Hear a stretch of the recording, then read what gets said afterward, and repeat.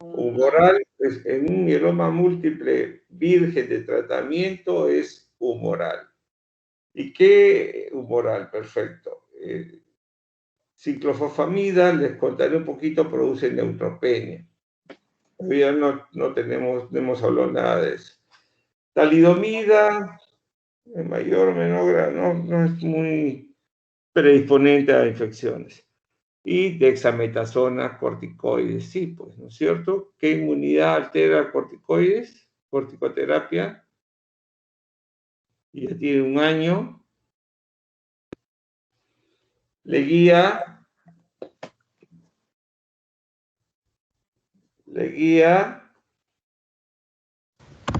Celular, doctor. Celular. Ok.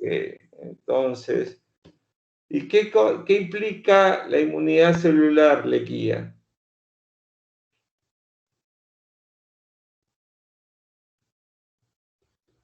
Le guía, ¿qué implica tener falla en la inmunidad celular? En este caso, habría una correcta respuesta, doctor, y habría mayores procesos infecciosos por microorganismos. ¿Qué tipo de microorganismos? Bacterias, virus, ¿Qué parásitos. tipo de microorganismos?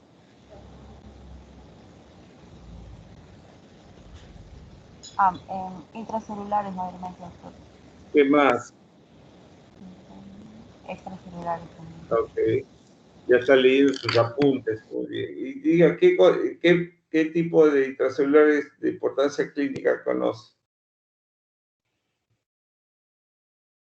En este caso,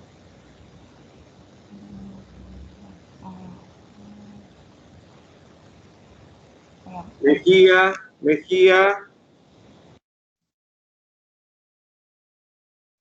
Mejía. Buenos días, doctor. Buenos días. ¿Qué dice Mejía? Okay. ¿Qué tipo de microorganismos? Control. Medina. Doctor. ¿Aló? Medina.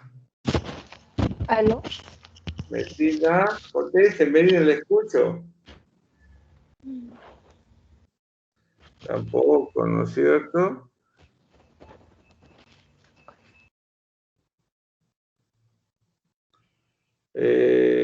Mautino, ¿qué nos puede decir Mautino?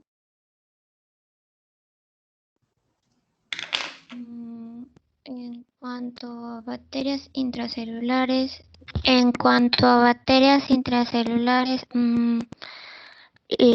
el Mycobacterium tuberculosis,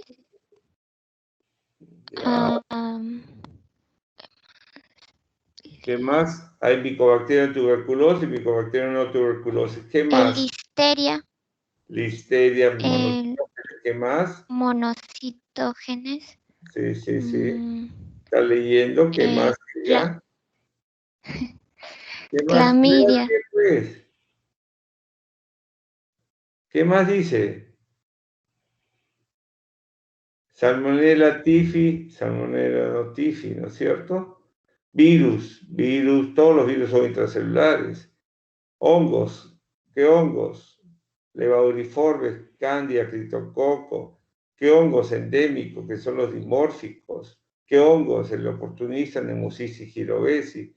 Parásitos, ¿qué parásitos? Los protozoarios, los helmintos.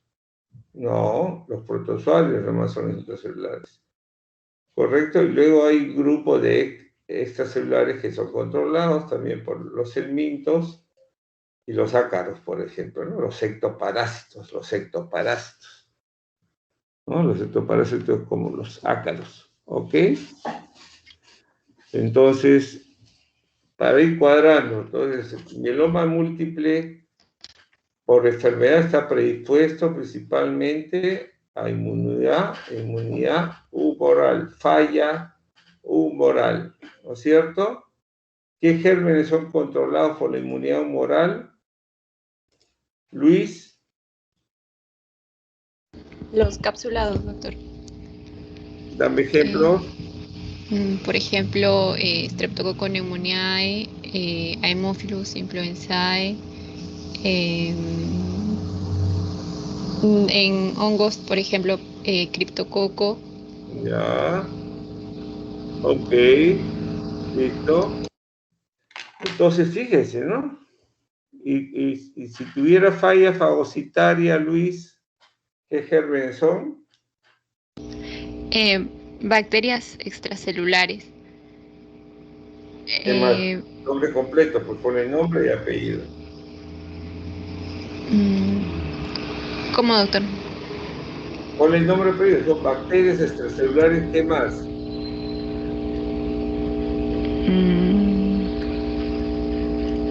Bueno, también pueden ser hongos, levaduriformes, también Aspergillus.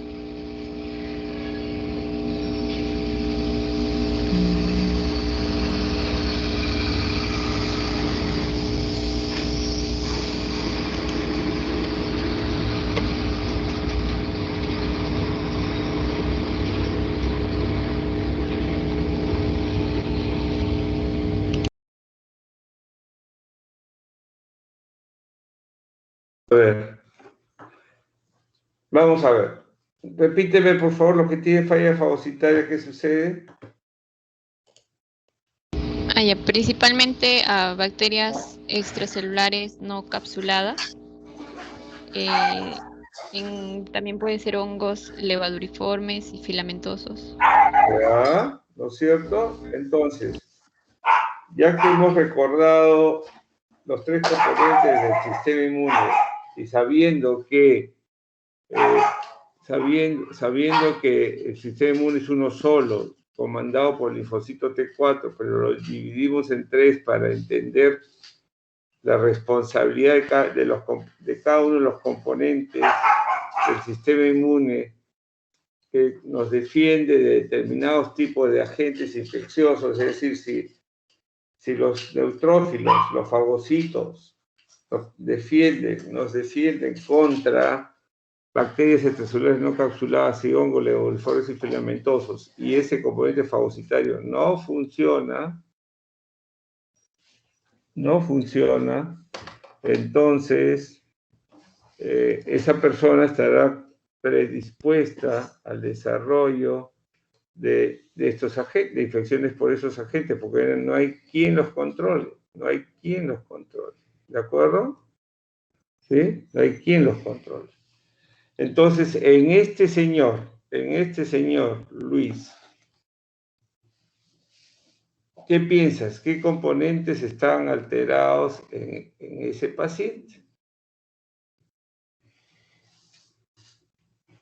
Bueno, como mencionó, por la enfermedad en sí, el componente humoral. ¿Algo más? Y por el tratamiento, el componente fagocitario, la ciclofosfamida.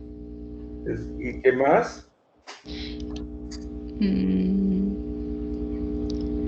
La inmunidad celular también. También, ¿no es cierto? ¿Eso por qué sería, doctor? Dijo. Dexametasona, pues. Perdón, por la dexametasona, sí. ¿Te das cuenta? Entonces, fíjense, si uno dice mieloma múltiple, no, hay que enfocar el paciente inmunocomprometido. Por eso es que es importante enfocar al paciente. Uno dice, ok, el problema es una neumonía, perfecto. Si es un mieloma múltiple con neumonía, yo pensaría que debe ser un encapsulado, ¿de acuerdo? Pero recibe drogas, entonces ciclofosfamida. Podría estar neutropénico y tener algo que ver con agentes infecciosos neutropénicos. Le hacen el hemograma, no está neutropénico. ¿De acuerdo? Entonces, la otra sería inmunidad celular. ¿Correcto? Inmunidad celular. Y la única forma de saberlo es pedirle CD4, ¿no es cierto? Medir los linfocitos T4. Pero en ese momento que está en emergencia, en ese momento que está en emergencia, pues, el CD4 va a demorar. Uno puede mirar el hemograma y ver que tiene linfopenia relativa en porcentaje, pero le saca linfopenia absoluta y está baja. Pero necesitamos saber cuántos de esos linfocitos son T4. Ya sabemos que cuando tenemos T4 menos de 200, complica la cosa. ¿Cuánto sería el valor normal, aceptable para el ser humano? 500, ¿no es cierto? Y eso lo sabemos gracias al VIH. ¿Estamos? Entonces, siempre cuando ustedes enfoquen un paciente, ven un paciente, primero saquen el problema principal. ¿Por qué lo traen para que sea visto por médico? ¿Por qué lo traen a la consulta externa? ¿Por qué lo traen a emergencia? Etcétera. Entonces, ok, tiene un foco pulmonar y por la placa tiene un compromiso pulmonar en un paciente. Entonces, la primera pregunta es un paciente inmunocompetente y inmunocomprometido. Entonces, y si ustedes escogen inmunocomprometido, evalúen qué tipo de componente. Este paciente potencialmente tiene 3, ¿no es cierto? 3, ¿ok? Como le hicieron un hemograma en emergencia y se vio que no tenía neutropenia, por lo menos neutropenia cuantitativa, ¿no es cierto? Entonces, cualitativa sería muy infrecuente. Entonces, nos quedaríamos entre la falla humoral, que uno diría, ok, tendría que hacerle dosaje sérico de inmunoglobulinas, ¿no? Principalmente la G. Y la otra tendría que pedirle CD4, conteo de CD4, conteo de linfocitos T4. Entonces, pero en un hemograma puedo ver que hay linfopenia y en el contexto del paciente con tratamiento con dexametasona, puedo asumir que debe tener T4. Ahora, el hecho que yo tenga las defensas bajas no significa que siempre esa defensa baja siempre me va a originar infección. O sea, si yo tengo 2 deficiencias, las 2 se van a poner de acuerdo y vamos a tener gérmenes de los 2 tipos, de los 2 tipos o los 3 tipos, puede ser sí. Pero lo normal, lo frecuente sería 1. ¿Eso sería frecuente? Sí puede ser, pero por eso es que en los pacientes inmunocomprometidos y que pueden tener más de un defecto inmunológico, no hay unidad clínica, porque yo puedo tener un bicho en el cerebro por falla celular, un bicho en el pulmón por falla humoral y un bicho en el intestino por falla, por decir, fagocitaria. Puedo tener eso sí, si tengo los 3 compromisos. Si tengo los 2 compromisos, puedo tenerlos. Los puedo tener simultáneos, puedo tenerlos. Por eso es muy importante que nosotros siempre determinemos qué tipo de huésped, ¿de acuerdo? La otra cosa que hemos conversado también es que así como hay factores inmunes, hay factores extrainmunes, ¿no es cierto? El dato epidemiológico, los factores predisponentes, el estilo de vida, la alimentación, costumbres sexuales, viajes, dónde vivo, ¿no es cierto? Tengo un catéter puesto, urinario, central, periférico, recibo nutrición parenteral, me acaban de operar, recibo antibióticos, ¿no es cierto? Ese es el asunto. Entonces, ustedes tienen que evaluar factores inmunes y extrainmunes. En la primera pregunta, ustedes van a evaluar los factores inmunes. Luego que ustedes han determinado si es inmunocompetente o inmunocomprometido, van a la segunda pregunta, que es si es infeccioso o no es infeccioso. ¿No es cierto? Si es infeccioso, ¿es localizado o generalizado? ¿De acuerdo? Localizado o generalizado. Y en no infeccioso, ¿es neoplásico o no neoplásico? ¿De acuerdo?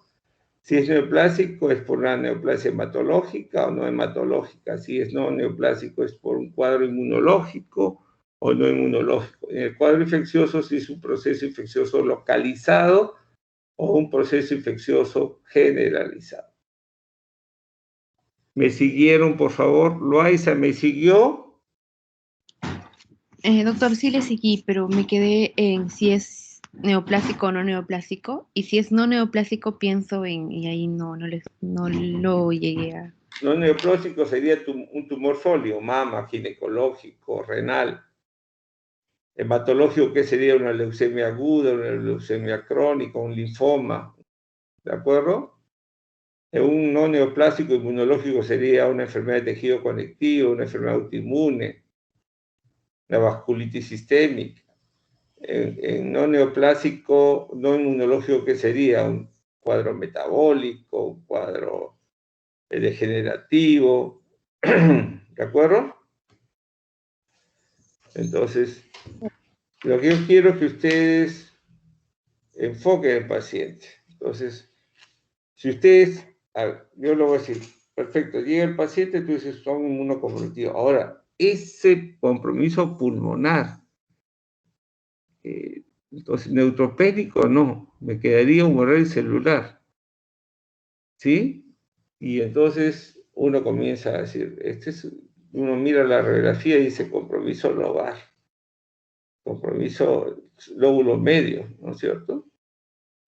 Entonces dice, podría ser, y es de la comunidad, podría ser neumococo, es encapsulado, le gusta mucho el lóbulo medio y produce consolidación. Podría ir al otro lado, si es inmunidad celular. Neumocistis no es el patrón de neumocistis, ¿no es cierto? Podría ser bacteriano, el patrón tuberculosis podría dar lobar.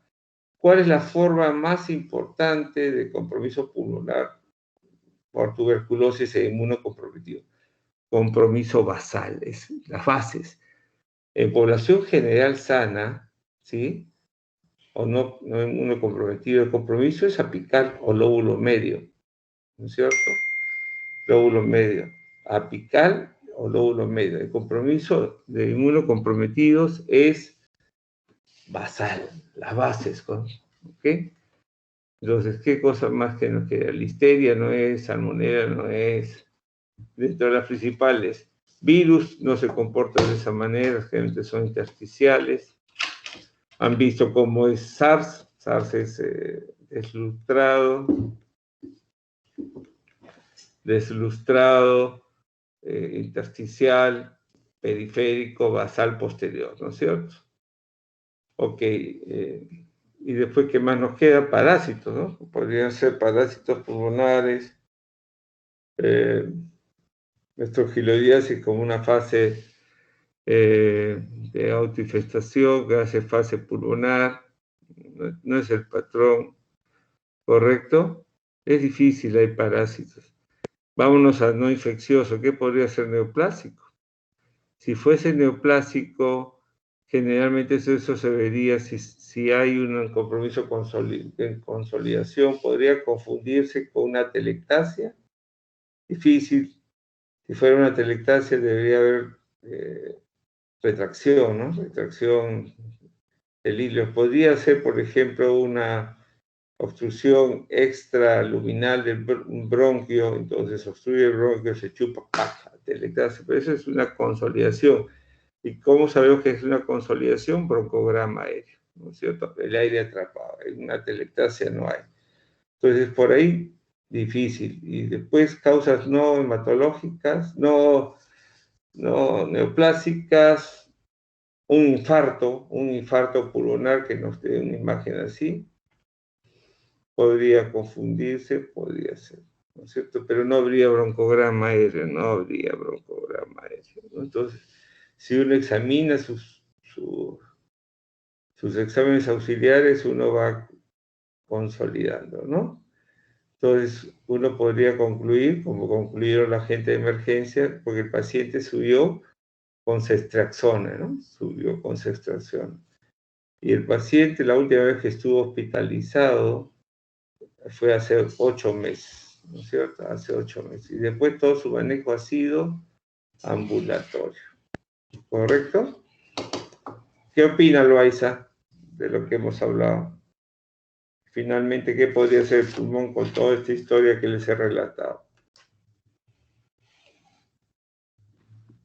Bueno, que estamos frente a un paciente suprimido en las tres... Usemos el término inmunocomprometido, ¿sí? Sí, doctor. Inmunocomprometido, tanto humoral, celular y fagocitaria. No, fagocitaria, hemos dicho que no. Por la No tiene hemogramas, no hay neutropenia. Ay, ya, doctor.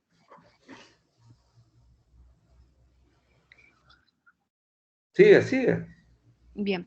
Y estamos pensando en un cuadro debido a un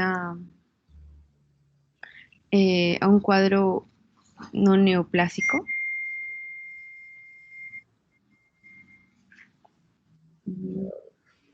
¿Entendió lo que he explicado, Loaiza? Dígame si entendió o no. Hoy día vamos a hacer prácticas para que vean cómo vamos a ir discutiendo los casos. Yo sé que ustedes no están acostumbrados porque lamentablemente tengo que prender la cámara, ¿no? La grabación. Ya está grabando, ¿no? ¿Sí? ¿Me parece? Sí, ya Sí, está doctor, grabando. ya está grabando. Ya está grabando. No tienen costumbre de enfocar los pacientes, ¿no? No hay una costumbre, Entonces, si no entienden, díganmelo. Porque no es que la medicina no es decir, es esto, no, hay que analizar. Y el análisis que yo hago se necesita tener base. Entonces, si no hay base, si no hay costumbre, y no hay base de hacer este tipo de práctica, estamos fritos. ¿Y cómo tengo que tener información de base? Estudiando. Y si no estudio, ¿y cómo debo estudiar de forma ordenada y sistemática? ¿De acuerdo? Si no, la cosa no funciona, lo es. ¿Ok? Entonces, analice bien la situación. Luna. Sí, doctor. ¿Qué me puede decir? Bueno, sí, vimos que el paciente era un paciente inmunocomprometido, principalmente humoral, y es susceptible a ser afectado por organismos no encapsulados.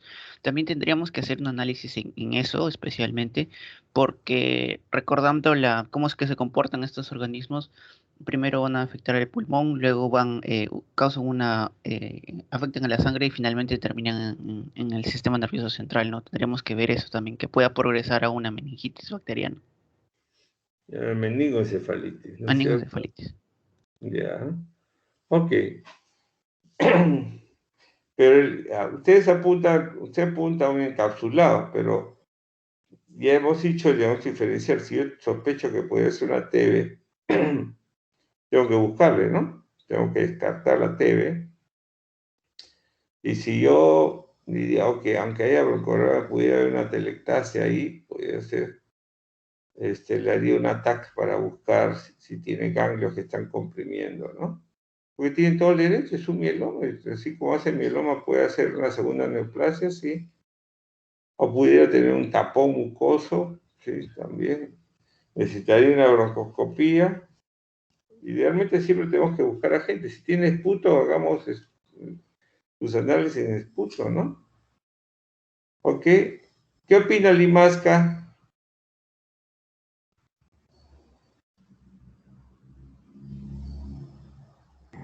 ¿Limasca? Sí, doctor. ¿Qué opina? Bueno, yo estaba también viéndolo así como Luna, estaba más que todo yéndome por un agente encapsulado porque había una falla de la inmunidad humoral. Ahora sí, nos vamos como por ejemplo, como dijo ahora último usted, que estábamos redirigiéndonos con un diagnóstico diferencial de una tuberculosis. Ahí estuviéramos viendo que está fallando la inmunidad celular, doctor. No me ha dicho nada. No me ha dicho nada. ¿Cuál es su análisis? Bueno, cuando tenemos, por ejemplo, un paciente, primero evaluábamos, como dijo usted, si es que era un un inmunocomprometido o no. Cuando era un inmunocomprometido teníamos que evaluar 3 factores: si había falla en la inmunidad celular, si había falla en la inmunidad humoral o en la inmunidad fagocitaria. De acuerdo a ello, ver si se trataba, por ejemplo, de un agente infeccioso o si no se trataba de un agente no infeccioso. Cuando era de un no infeccioso, buscábamos un agente neoplásico o un agente no neoplásico. Sí, eso ya lo hemos hecho, eso ya lo hemos hecho, pero usted, a ver, Sondergaard, ver más allá de lo evidente. Y le dije que le están dando ceftriaxona. ¿Qué opina de eso? Ya, la ceftriaxona, doctor, es una cefalosporina de tercera generación que va a actuar tanto en... Todavía dame más nombre. Cefalosporina de tercera generación, ¿qué? ¿Cómo se clasifica la cefalosporina de tercera generación? En pseudomonales y... No, ¿cómo se clasifican las cefalosporinas de tercera generación primero?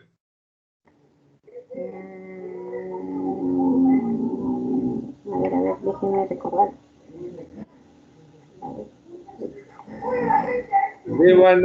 Lévano. Sí, doctor. ¿Cómo se clasifican las cefalosporinas de tercera generación? Ustedes ya llevaron terapéutica. Así que la clase de antibióticos de ahora, lo que iba a hacer ahora, va a ser el martes, es un repaso. Ustedes ya deben saber eso. ¿Cómo se clasifican las cefalosporinas de tercera generación? Ya pasó el momento de la teoría, que ustedes escuchan, qué bonito. Ahora, momento de la verdad, aplicar. Vamos. Bueno, sí. Ya, nada, mucho se demora. Ok, Matos. Sí, doctor, buenos días. Buenos días. La clasificación de la cefalosporina de tercera generación tenemos tanto la oral como parenteral. La oral tenemos Oral y parenteral. ¿Cómo se vive la parenteral? La parenteral que tenemos acá con acción antipseudomónica y sin acción antipseudomónica. ¿Contra qué pseudomonas? ¿Contra qué pseudomonas? ¿Qué tipo de pseudomonas? Pseudomonas originosa, doctor. Originosa, muy bien. Ok. Pero tenemos... A ver, ahí vamos por partes, dijo Jack el Destripador. Entonces, las cefalosporinas de tercera generación se dividen en orales y parenterales. Las orales no vamos a hablar, pero nos interesan, no se usan casi. Y las parenterales se dividen con actividad antipseudomonal y no antipseudomonal. La que no tiene actividad contra pseudomonas aeruginosa, ¿cuál es? La ceftriaxona. La ceftriaxona. Y la que tiene actividad contra pseudomonas aeruginosa, la ceftriaxona. Ceftriaxona. Entonces, ¿y cuál es la característica farmacocinética más importante para la cefalosporina de tercera generación parenteral? Atraviesan barrera hematoencefálica. Entonces sirve para meningoencefalitis, bacteria aguda, ¿no es cierto? ¿Ok? Entonces, son intravenosas, principalmente, ceftriaxona intravenosa y también es intramuscular. ¿Correcto? ¿Para qué otros usos tiene ceftriaxona? Obviamente hemos dicho que ceftriaxona es para... ¿Cuál es el espectro, perdón?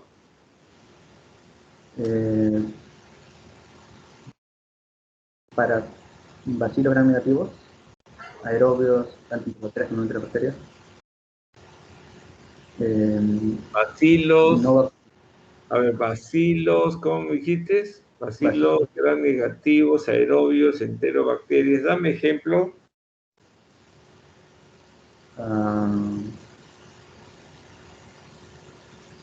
No sé, doctor. Ya, a ver, otro microorganismo. Contra el estreptococo, neumonía y piógenes. Siempre y cuando sean, siempre y cuando sean,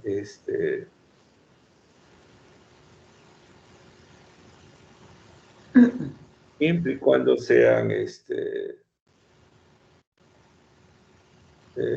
sensibles, ¿no es cierto? Sensibles.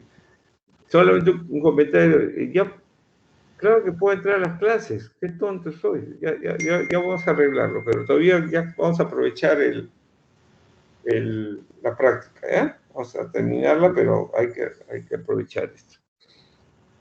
Sí podía entrar. Uf, qué tonto. Ya. Ok. Vamos. Entonces, ¿en qué nos quedamos? El ceftriaxone cubre Streptococcus pneumoniae, Streptococcus pyogenes, ¿no? Dentro de los cocos gram positivos. Cubre Bacillus gram negativos. Perdón un ratito.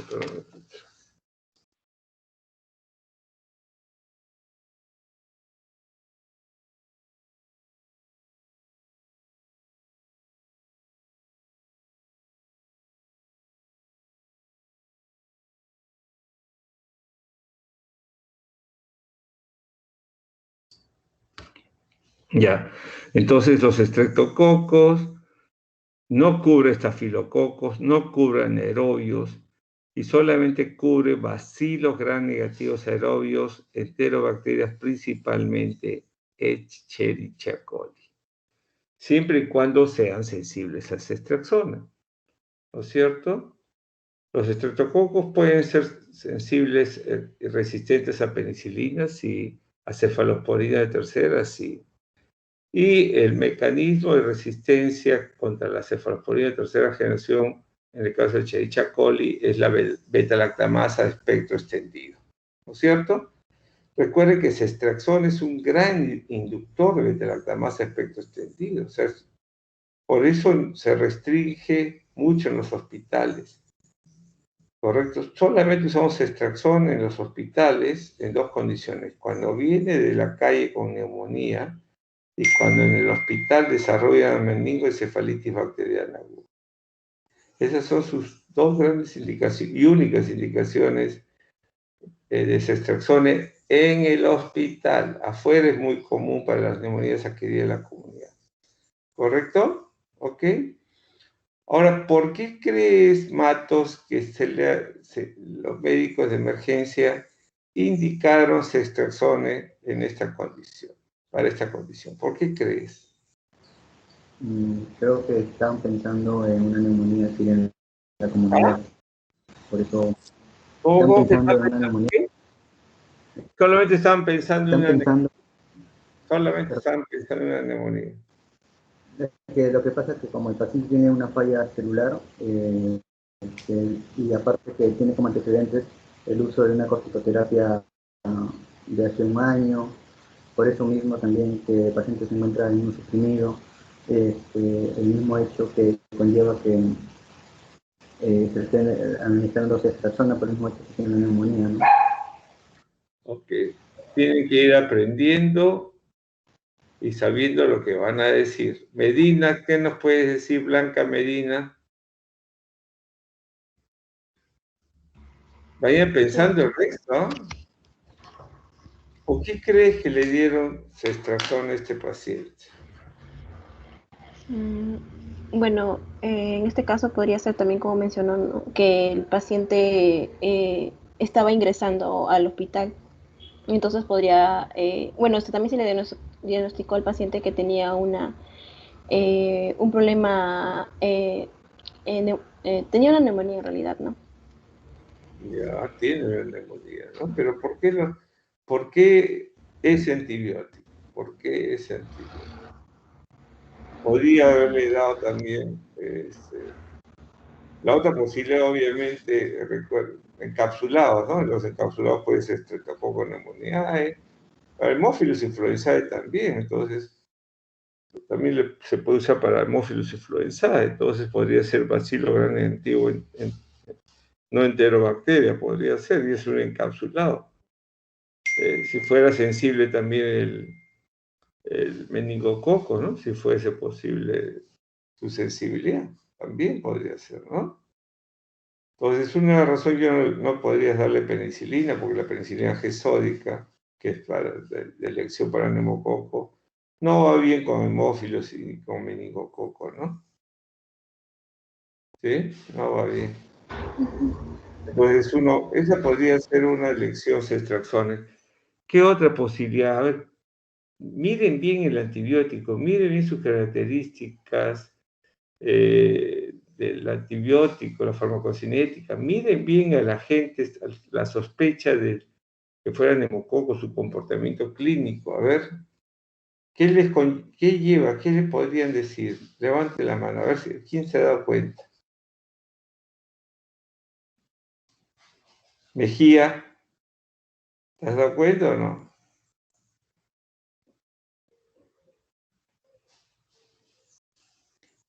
Mejía se retiró, ¿no? Doctor, aquí estoy presente. Solo que Conteste, lo pues, escuché. Mejía. Conteste, pues, Lo Mejía. escuché. ¿Sabe o no sabe? Dime. ¿No entiende la pregunta? ¿Entendió la pregunta? No entiendo, doctor. Ok. ¿Alguien entiende la pregunta? Ok. ¿Se acuerda cuando? A ver. Estoy sospechando en encapsulado, ¿no es cierto? Dijimos que el encapsulado, su secuencia clínica es... Mejía, ¿cuál es la secuencia clínica de los encapsulados? De las infecciones por encapsulados. ¿Cuál es la secuencia clínica?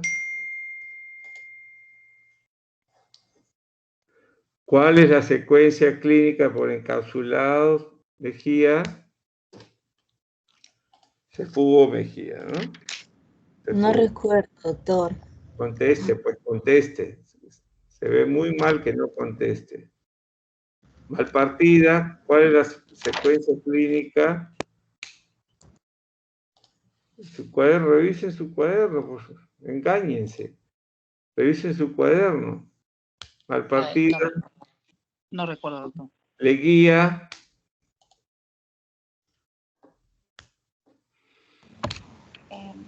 Que de una neumonía, doctor, que sea aguda crónica, puede llegar a una bacteriemia. Crónica difícil, ¿no? El estreptococo no produce neumonía crónica. Ese es para onco, ¿no? Entonces, produce una neumonía aguda. ¿Qué más? De ahí una bacteriemia, doctor.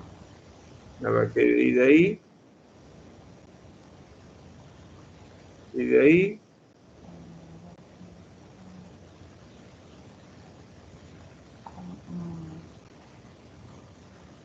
¿Y de ahí? Mautino.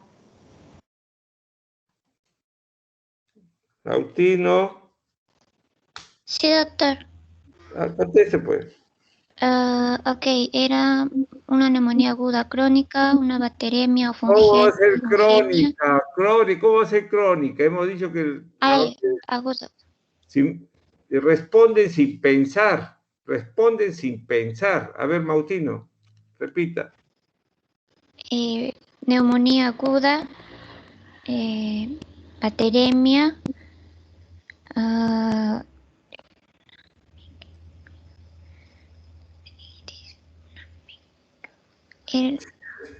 es una... Meningoencefalitis aguda. ¿Por qué le pusieron cestraxones? ¿Por qué le pusieron cestraxones? Porque es un antibiótico que se concentra bien en pulmón, porque es un antibiótico hidrosoluble, entonces en sangre, para bacterias, y porque es un antibiótico que atraviesa barrera hematocefálica, es decir, se adelanta en caso del neumococo, el supuesto neumococo, la sospecha del neumococo, se esté diseminando, ¿no es cierto? Claro está que si hace una meningoencefalitis aguda, necesita aumentarle la dosis a ceftriaxona a 2 gramos cada 12. ¿Por qué? Porque necesito mayor concentración para que atraviese la barrera hematocefálica en mayor cantidad y concentre mejor en el líquido cefalorraquídeo, ¿no es cierto? Entonces, todas esas cosas ustedes tienen que evaluar, ¿entienden? Dice, pucha, qué complicado. Pues si es así, pues es así.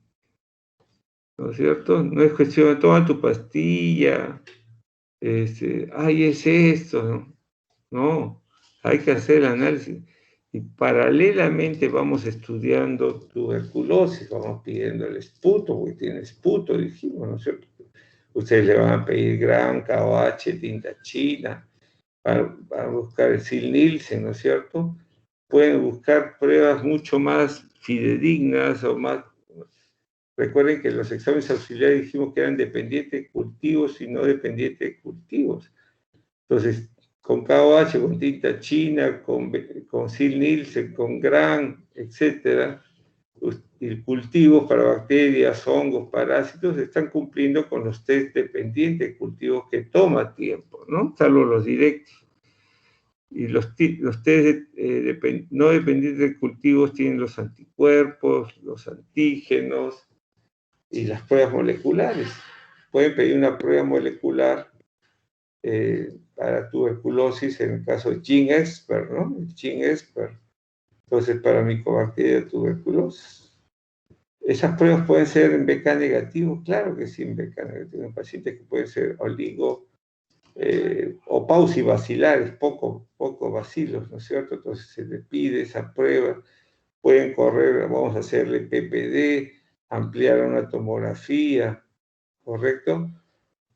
O usar los IGRAS, ¿no? Que son medirle el interferón, también pruebas de sangre para interferón, que se aumenta en caso de tuberculosis principalmente, ¿correcto? Entonces, hay que hacer, uno podría ser diablos, ¿qué otra cosa? ¿Podría ser un criptococo? Claro, podría ser un mieloma. Es un paciente con corticoides, ¿qué hemos dicho? Si bien el criptococo está asociado a inmunidad humoral, el criptococo aparece cuando es humoral más celular, ¿no es cierto? Pues solo es bien difícil. ¿De acuerdo? Solo es bien difícil. Entonces, y tendría que hacerle pruebas no solamente de esputo, sino también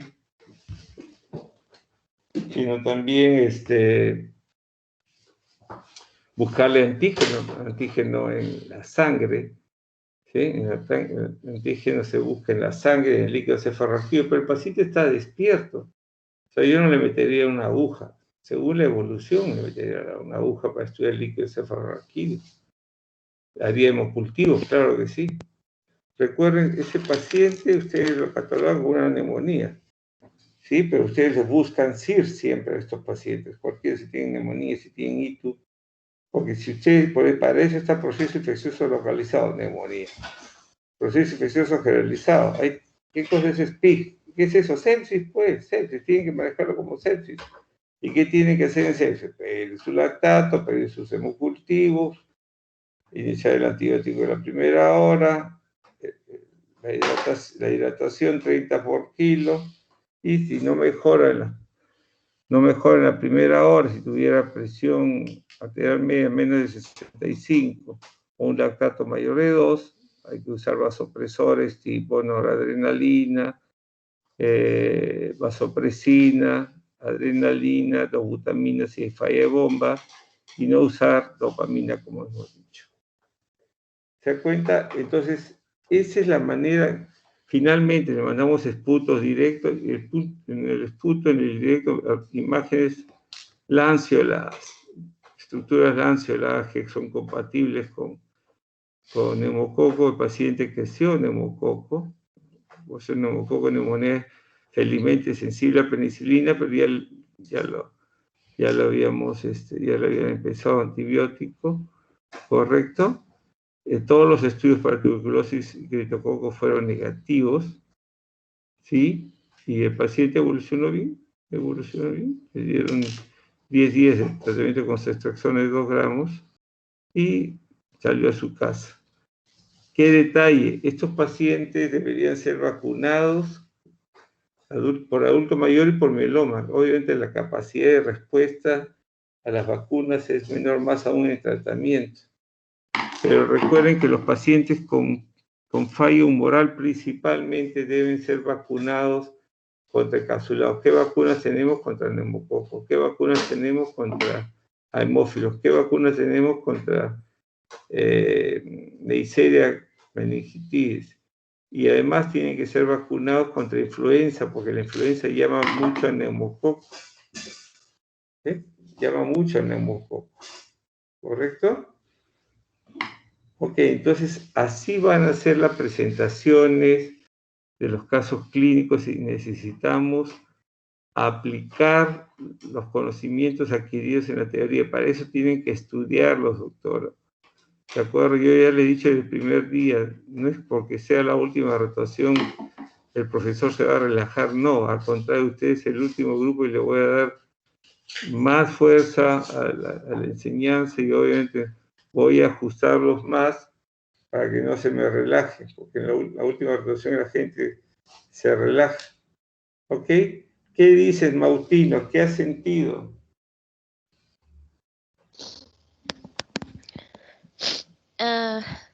Disculpe. ¿Te has quedado dormida? ¿Te has quedado dormida? ¿Has llorado de emoción? ¿Qué No, pasó? que me da la alergia. ¿Qué te pareció el Bueno, caso clínico? ¿Qué has sentido?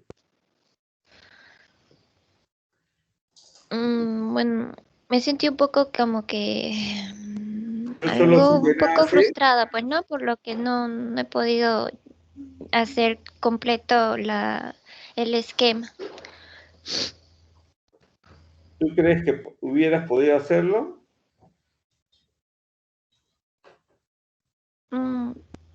Si hubiera estudiado más, sí. Si hubieras estudiado, ¿no es cierto? Entonces, ese es el concepto. Falta estudiar, ¿no? Falta estudiar. Ok. Luego de esta autocrítica, ¿qué te pareció la discusión? La discusión, el enfoque. ¿Lo he hecho muy complicado? No, doctor.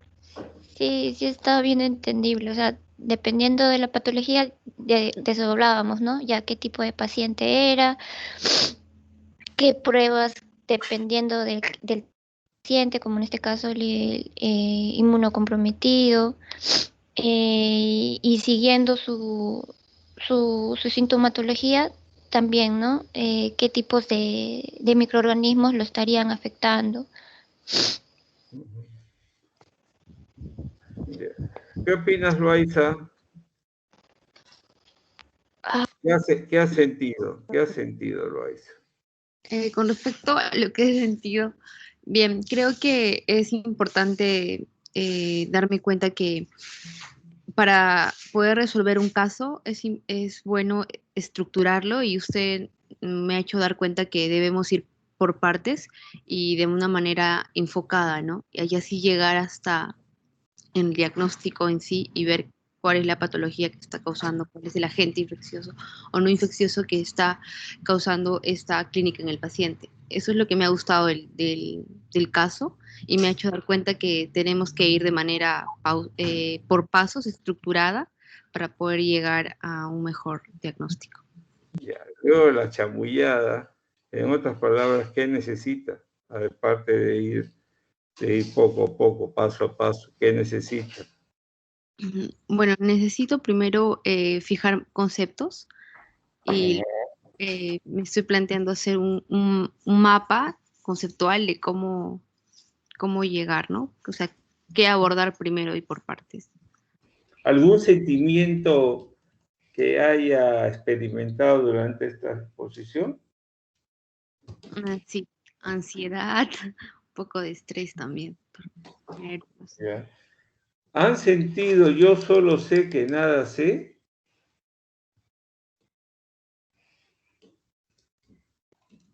¿Alguien ha sentido esto? ¿Había escuchado una disquisición de este tipo, de esta manera antes? O sea que con ese énfasis, con ese tipo de enfoque, ¿lo habían experimentado antes?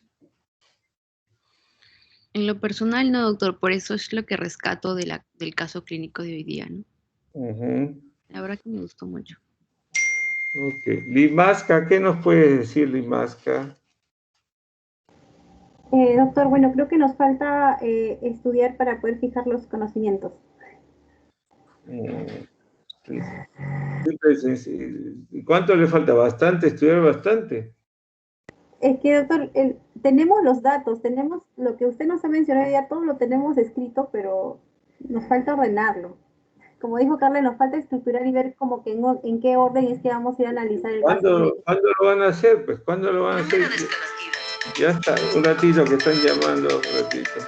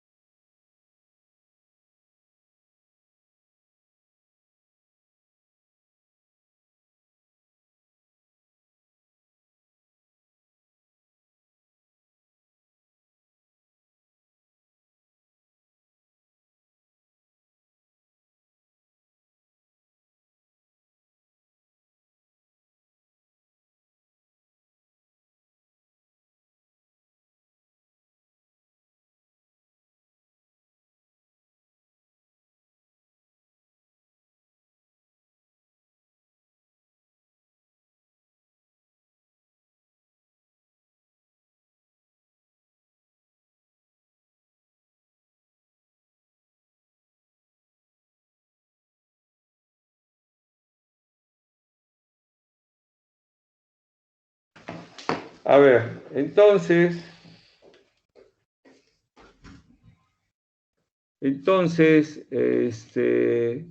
continuamos, Limasca. ¿Qué más puede expresar?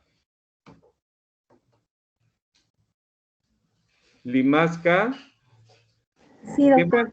¿qué más puede expresar?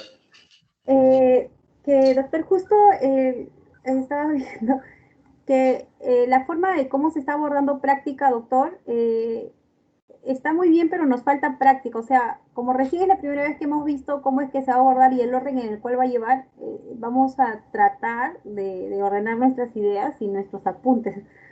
Creo que si en el transcurso que hagamos más prácticas vamos a ir ordenándonos un poco más y creo que nos va a ir mejor a la próxima.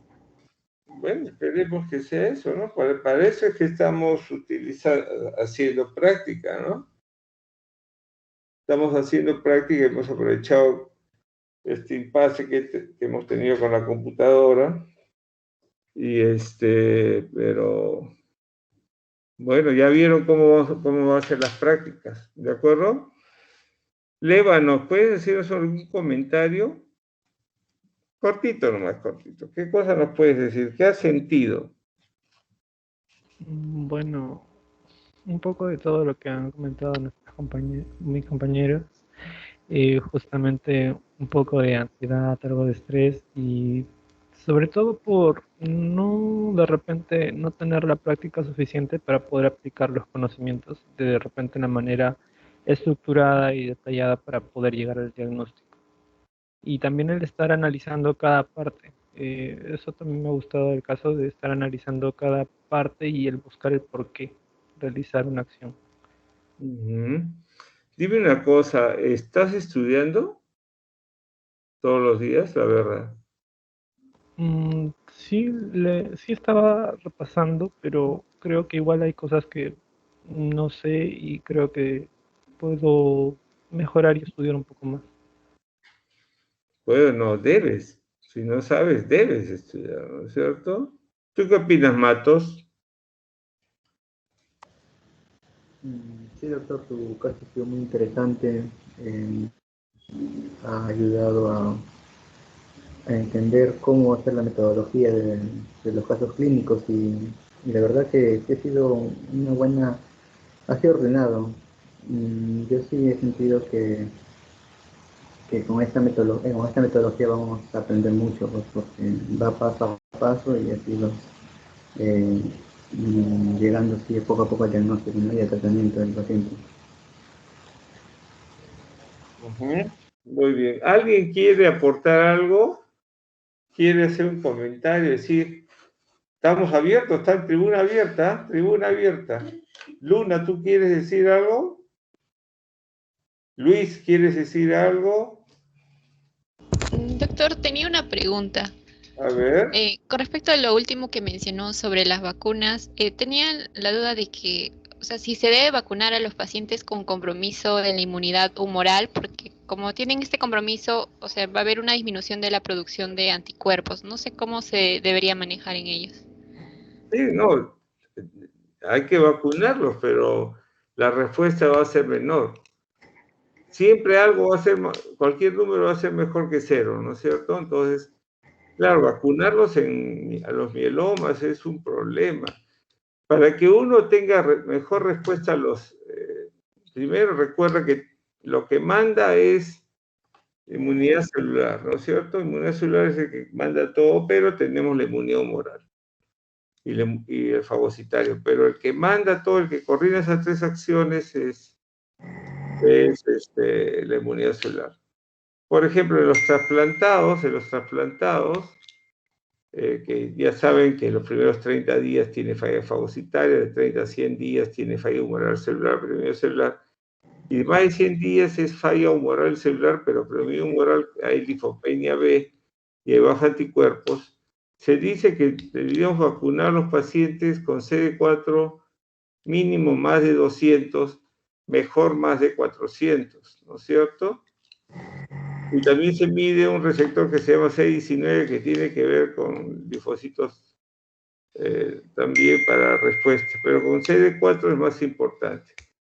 Los que tengan, si bien van a tener salud, apaga pues, ¿quién está estornudando? Mautino, apaga tu micrófono.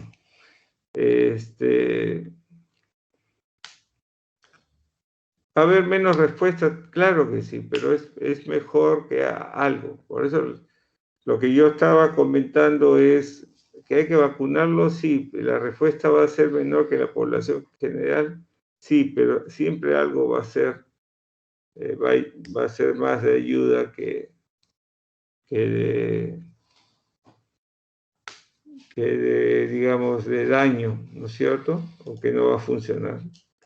Es un problema las vacunas en inmunocomprometidos, ¿ah? Es un problema, pero se sigue vacunando. ¿Ok? Siguiente. ¿Alguien más quiere hacer una pregunta o un comentario? Mejía, Medina, Malpartida, Leguía, Mautino, Luis, Luna, Loaiza, Limaca, Leva. ¿Matos? ¿Nadie? Bueno, ya vieron ahí el ejemplo. Entonces, necesitamos que ustedes agarren práctica en ese análisis de la situación, mirar todo. ¿De acuerdo? Factores inmunes y extrainmunes, la primera pregunta. La segunda pregunta, si es localizada, si es generalizada, si es neoplásica, no neoplásica, pueden estar coexistentes. Coinfección es cuando hay más de una infección. Coexistencia es cuando hay una causa infecciosa con una causa no infecciosa. O sea, yo tengo una neoplasia y tengo una infección. Esa es una coexistencia. Si yo tengo influenza más neumococo, es una coinfección. ¿De acuerdo? Si yo tengo, por ejemplo, dos pandemias en simultáneo, una pandemia que es el SIDA y tengo la pandemia del COVID, SARS-CoV-2, eso se llama una sindemia. ¿Correcto? Y más aún si se potencian, ¿no? Sindemia. Y así hay términos, ¿correcto? Bueno, entonces son 9:45, descansamos unos 5 minutitos y hacemos teoría. Creo que han sentido la pegada de la práctica. Espero que lo que recapaciten, que tengan este fin de semana para estudiar. Y el lunes vamos a hacer revistas y obviamente el martes van a ser prácticas si es que no terminamos teoría hoy día, que creo que no lo vamos a terminar. Puede ser, pero de todas maneras intentaremos. Ok, en 5 minutos nos conectamos con teoría, Mautino, ¿te parece? Está bien, doctor.